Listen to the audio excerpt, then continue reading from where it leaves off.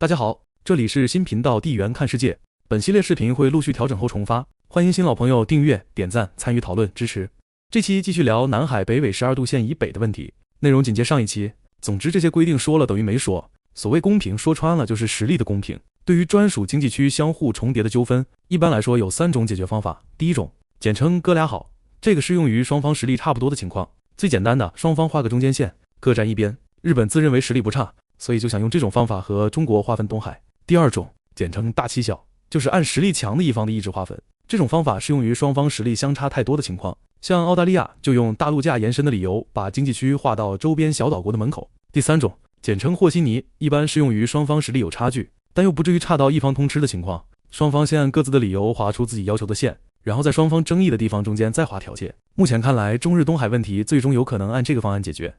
实际2023年6月已签署春晓油气田共同开发协议，按比例分成而非中间线，属于改良版和稀泥。以上只是3种常用的方案，国际法庭说了，每个案例都有独特性，所以不排除基于双方实力博弈所产生的其他方案。说完了领海、毗邻区、专属经济区这几个区域的概念，大家应该清楚了。目前各国在海洋上的争夺主要是对专属经济区的争夺，换句话说，中国在南海上的争夺就是尽量的把专属经济区划得接近9段沙。对于专属经济区划定是为了保障沿海国的经济利益，对于他国船只是没有管辖权的，所以经济利益大于军事利益。不过对于他国船只在专属经济区的通行也不是完全没有限制。我们先解释一下通行权。在领海地区的通行权叫无害通过权，是指外国船舶，主要指商船，在不损害沿海国的安宁和平及正常秩序的条件下，可以在不事先通知或征得沿海国同意的情况下，连续不间断地通过其领海的航行权利。这也是领海与领土的唯一区别，就是你可以在我的监督下过境。而对于专属经济区和外面的公海，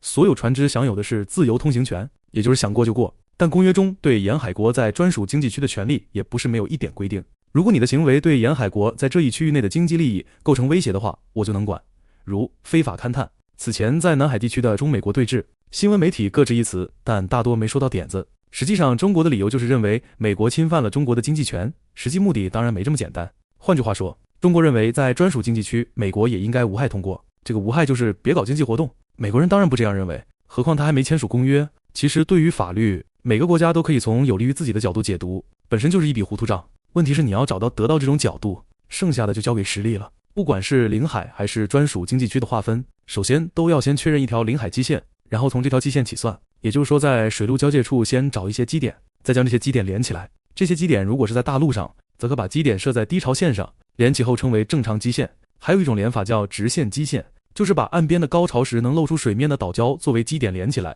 连的时候也可将基点设在低潮线上，前提是你得是个岛而不是暗礁，例外也是有的。在低潮才露出海面的高地上筑有永久高于海平面的灯塔或类似设施，并已获得国际承认，也可以作为基点。上面这些概念看的可能有点晕，简单说就是沿着海岸线的陆地，包括边上的岛礁，画条线做海岸线，就是领海基线。这种画法不能太离谱，比如中国的海岸线大致是个很优美的圆弧，你不能在海南岛或台湾内玩一下，把那2个海峡作为内水，这2个岛要另外画单独的领海基线。不过大家都希望把领海基线往外多划些，选择更深入海洋的岛礁作为基点，这样可以占有更多的海洋，因此有必要做些规定。但是这种规定并不一致，对于由群岛组成的国家，2个基点间的距离一般不能超过100海里，有 3% 的基线可以例外，延长到125海里。而对于大陆沿海国家，直线基线无硬性距离限制，但需符合深凹海岸或沿岸群岛条件。中国1996年基线最长段约180海里。总之这些画法不能和你本土的轮廓有太大差别，比如本身是个黄瓜型的地形，最后画出个西瓜型的领海基线就有问题了。讲完了历史和法律，可以正式开始分析南海的地缘情况了。菲律宾提出了领海基线法案，可以作为案例解读南海的博弈情况，到时候会结合图来谈，会有趣一些。目前整个南海地区和中国的利益纠纷的一共有5个国家，分别是越南、菲律宾、马来西亚、文莱、印度尼西亚。前5个都有对9段线内的岛礁提出主权要求，而印尼是提出的专属经济区有一部分划进了9段沙内，所以中国要求在谈判时也应当包括印尼进来，加上台湾就是所谓6国7方。上述这些国家都属于东盟范围，单独和中国对挑肯定都不是对手，因此他们达成协议，不单独和中国达成协议就是准备群殴了。不过当年秦国曾面对6国的联合，最终还不是各个击破。所谓你有连横策，我有合纵计，战术还是要讲究的，具体怎么办等讲到南沙再细说。你如果仔细看地图，会发现整个南海其实可以分为上下2块，这条分界线就是北纬12度。为什么是这个纬度，一会儿会说到。上半部包括西沙、东沙、黄岩岛，纠纷国有2个，西有越南，东有菲律宾，下半部为南沙，包括上面列出的5个纠纷国，主要的还是越南和菲律宾。他搞了个领海基线法案，弄得个鸡飞狗跳的。对于沿海国来说，划领海基线很正常，然后根据领海基线提出200海里专属经济区也是很自然的。一般大家的矛盾都是在双方专属经济区划好出现重叠后才出现的。那为什么菲律宾这次画个领海基线就出问题了呢？从中国方面来说，当然是认为黄岩岛和菲律宾占的那几个南沙的岛，所谓卡拉岩群岛是中国的，所以提出抗议。2009年菲律宾没有把那几个岛礁划入本土的领海基线，也被国内媒体认定为是中国的外交胜利。但2024年海洋区划法又将其坐标写入国内法，宣称生成专属经济区，中国抗议无效。其实事实并不是这样的。首先，菲律宾对那几个岛礁的主权自认为是没有问题的，就像中国认为南海的岛都归我们一样，所以菲律宾在划的时候并不会考虑中国的抗议，相反会更加重视在地图上宣示主权，这也没什么好奇怪的。中国不也把争议地区完全划入自己的地图吗？这样做也是国际惯例，目的就是希望能用国内法影响国际争端。所以菲律宾没有把黄岩岛和其他几个岛划入领海基线是有其他原因的。从图上可以看出，菲律宾如果把那几个岛划入领海基线，首先就严重偏离了它的海岸线。前面说过，你划领海基线不能严重偏离本土的轮廓，而且黄岩岛与非本岛的距离有140海里，之间的连线超出了岛屿国际线单根最大不能超过125海里的要求，其他几个岛就更远了，这样做与法不合。更重要的是，这样做南海有一大块要划成菲律宾的内水，如果说领海其他国家还能依国际法无害通过，那么内水就完全相当于国土的一部分了，你必须得经他同意才能过。这样做别的国家不说，首先美国就不愿意了。日本为了能让美国核武船只过境，特意把几个海峡的领海范围从12海里缩到了3海里，为的就是让国内的程序不致影响到美国的自由通过。作为美国的小弟，居然敢把那么重要一片海划成自家的院子，的确是有贼心没贼胆。说完了菲律宾的领海基线问题，就要说说所谓黄岩岛的法律地位了。前面说过，黄岩岛对于菲律宾来说是不是岛问题不大，因为画沿海基线时只需要你能在退潮时露出水面就行了。而对于中国来说，它必须是岛，因为根据公约规定，只有岛而且是能住人的岛才是专属经济区。2016年南海仲裁案裁定黄岩岛为岩礁 rock， 仅12海里领海，而中国是没有一点可能性将黄岩岛划入领海基线的，所以就必须先认定它是一个岛。至于能不能在那边乱石滩上住人，就看个人的理解和本事了，比他还小的都住了人。黄岩岛1947年10月由中华民国政府正式更名为民主礁，以纪念1947年中华民国宪法实行。解放后1950到1982年，中国地图和报纸逐渐改叫黄岩岛，非正式别称。83年4月，中国地名委员会文件正式确认叫黄岩岛，标准名民主礁，复名。考虑 UNCLOS 等国际因素，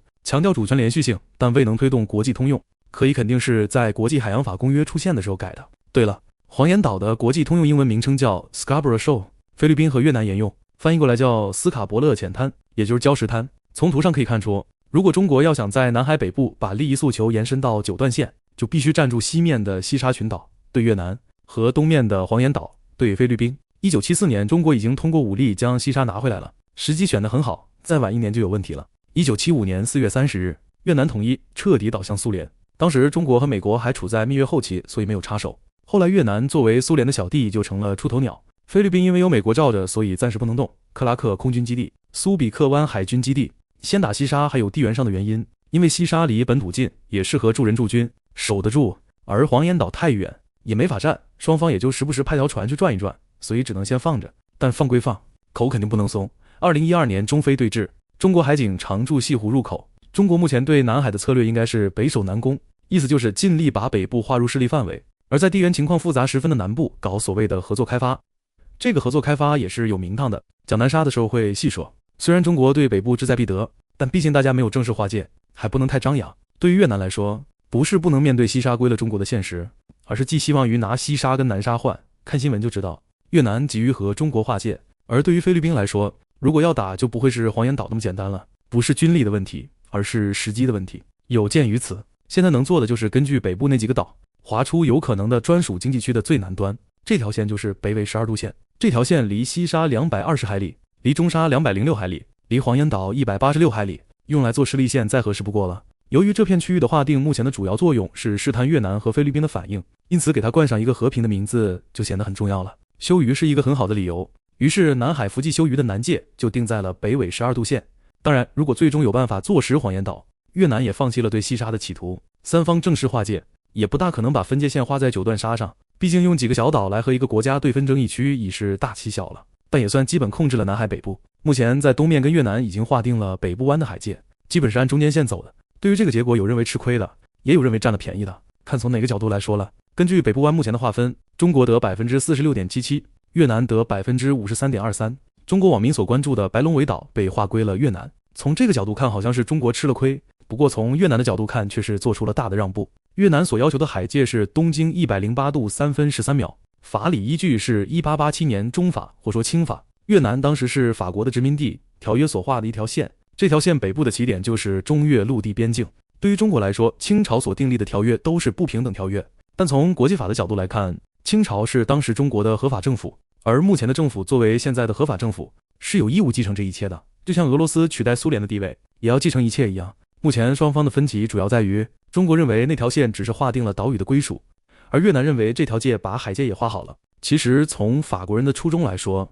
是想把海界一块划了的，不过中国不肯，当时也没有相关的国际法来约定这种行为，所以就含糊了下来。至于把白龙尾岛划了过去，倒是法国人有意为之的。法国人认为这个岛的战略地位很重要，所以特意为之。由于中国无法否定中法条约的效力，所以只能在这条线是海界还是陆界上做文章，这样也就无法争取白龙尾岛的主权了。从这个角度来看，这次划界中国也不算吃亏，至于少的那一点份额，就应该是白龙尾岛的作用了。从战略的角度上看，这个岛基本位于两国中间，给越南对中国的威胁不大，但给中国的话，对越南的威胁就大了，这也是法国人一定要争取的原因。这次划界，如果越南以白龙尾岛为最东点和中国对分专属经济区，那中国就只能占1/4了，这一点中国肯定不能接受。所以白龙尾岛在划分专属经济区时，基本没起到大作用，只是为了照顾越南的面子。中国象征性的承诺，越南可以在12海里领海区外再加3海里作为缓冲区，未经允许中国不进入。现在有一种说法，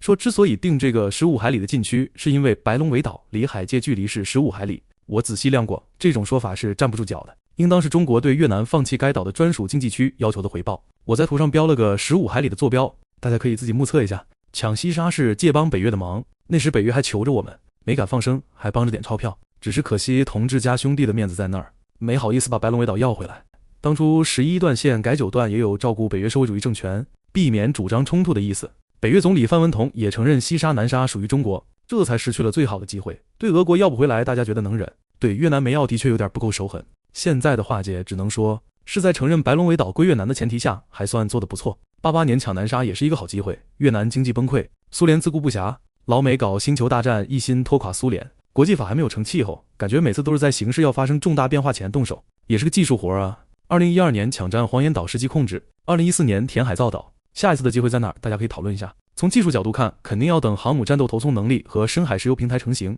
至于是越南还是菲律宾，要看国际形势的变化。例如菲律宾内乱或美菲同盟松动，越南经济危机，东盟 COC 谈判破裂。不过世人缺的不是结论，而是说服他们的理由。正如藏南认可东线换西线观点的并不在少数，但只说结论被砖拍死倒在其次，主要的是授人以鱼不如授人以渔。探讨一个看问题的方法，比直接告诉别人一个结果要有用得多。另外，战略不仅仅是方向，也需要细节支撑。最起码我们要分析出在南海我们要打击谁，要拉拢谁，哪些岛是重点，哪些地方占了用处也不大。其实政治家和军事家一直在做这类事情，只是他们不会把这个过程告诉我们，甚至做完了连结果也不愿说。我们所能做的就是沿着他们的思路还原这些细节，看任何问题只要抱着世界上没有无缘无故的爱，也没有无缘无故的恨的观点，你总能发现事物的背后的故事。片面的用精英和五毛来定位一个人，尤其是政治人物，是很错误的。所有的结果都是利益博弈的结果，地缘只是其中一方面，但又最为一般人所忽视。我说的霸道是从地缘的角度来看的，并非说中国没有权利去拿这块地方。客观的从地缘的角度来看，离得近的国家相对容易控制是很正常的。不要认为霸道是一个贬义词，任何想做大国梦的国家都必须有这种气质。不过光有霸道的勇气是不够的，政治本来就是讲实力的，越是不具有地缘优势的地方，就越要用实力去补。美国控制夏威夷、关岛，并不存在明显的地缘优势，但它的实力可以弥补这一劣势，所以没人认为这是一种霸道了，反认为这是自然的了。只是如果有一天美国衰弱到一定时候，它可能还能保有本土，但这些外岛就难说了。古中国在强大的时候可以将越南、朝鲜半岛划入版图，但一旦衰弱，马上便将势力撤出，这就是地缘所造成的困难。国军当年把南海划进来，是一种勇气，也是一种霸道。刚刚重新回归大国行列，意气风发是应该的，只是现在要用实力去真实控制，却是比图上作业要困难许多。